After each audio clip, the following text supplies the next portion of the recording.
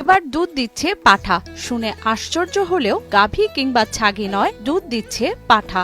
এমনই অদ্ভুত এক বিস্ময়কর ঘটনা ঘটেছে কুষ্টিয়ায়। পাঠায় দুধ দেওয়াকে কেন্দ্র করে অত্র এলাকায় সৃষ্টি হয়েছে ব্যাপক চাঞ্চল্য। আমার লাইফে কোনোদিন আমি দেখিনি যে পাঠার দুধ হয়। একটা পুরুষ পাঠা ওর দুধ হয় নিম্ন হাফ কেজি করে দুধ হয়। হঠাৎ করে স্থানীয় খামারি আবুল কাশেমের একটি পাঠা প্রতিদিন আধা কেজি করে দুধ দিতে শুরু করে। ঘটনাটি জানাজানি হলে এলাকায় ছড়িয়ে পড়ে হইচই। কোনোদিন আমি দেখিনি যে পাঠার দুধ হয়, এই গত আমি দেখলাম যে পাঠার দুধ হয়। তো এটা আশ্চর্যজনক একটা বিষয়। আপনার এটা দেখে আমরাও হতবাক যে এটা হয়েছে। গত কয়েকদিন আগে হঠাৎ করে ওলান ফুলে ওঠে পাঠাটির। এরপর যখন সেখানে চাপ দেয়া হয় তখন বেরিয়ে আসে প্রায় আধা কেজি দুধ। এরকম একটা আশ্চর্য জিনিস দেখিনি। এই পাঠাতে হঠাৎ করে হাফ কেজি মতো দুধ হয়, বড় বড় বান, ধাড়ি ছাগল মতন বান। একটা আশ্চর্য ঘটনা। হ্যাঁ, আধা কেজি মতো দুধ হয়। কুষ্টিয়া সদর উপজেলার জগন্নাথপুর গ্রামের খামারি আবুল কাশেম কয়েকদিন আগেই বাজার থেকে তারা খামারে একটি পাঠা কিনে নিয়ে আসেন। কিছুদিন না যেতেই পাঠাটির শারীরিক পরিবর্তন ঘটতে থাকে,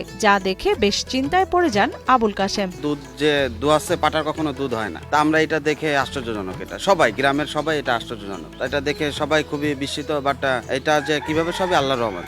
এখন এখানে কারো হাত নাই। গত ৩০ বছর ধরে তিনি এই খামার দেখাশোনা করেন খামারি আবুল কাশেম। তবে পাঠার দুধ দেওয়ার ঘটনা আগে কখনো দেখেননি বলে জানান তিনি। আমি বহুত পাঠা জীবনে কিনেছি। এই বছরে ৩০ বছর কাজ মোটামুটি পাঠার ব্যবসা করি আমি। তা আমি কোনোদিন পাঠা ছাগলের দুধ পাইনি। গরুর ছাগলের মহিষের দুধ হতে পারে, কিন্তু আপনার কখনো ছাগলের বা পাটার দুধ হয় না।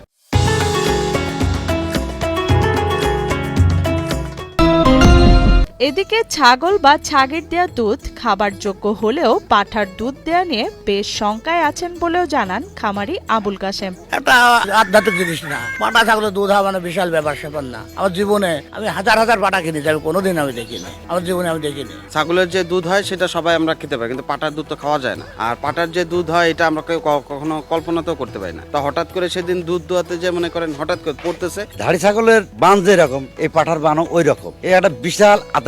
আল্লাহরই কুদরত, আল্লাহ দেখাচ্ছে এইসব খেলা। আবুল কাশেমের পাঠার এমন ঘটনায় অবাক হয়েছেন স্থানীয় পশু চিকিৎসক তুষার আহমেদ। তবে এটা কোনো অলৌকিক ঘটনা নয়। প্রাণীর হরমোনজনিত বা জিনগত কারণে এ ধরনের শারীরিক পরিবর্তন ঘটতে পারে বলে দাবি করেন তিনি।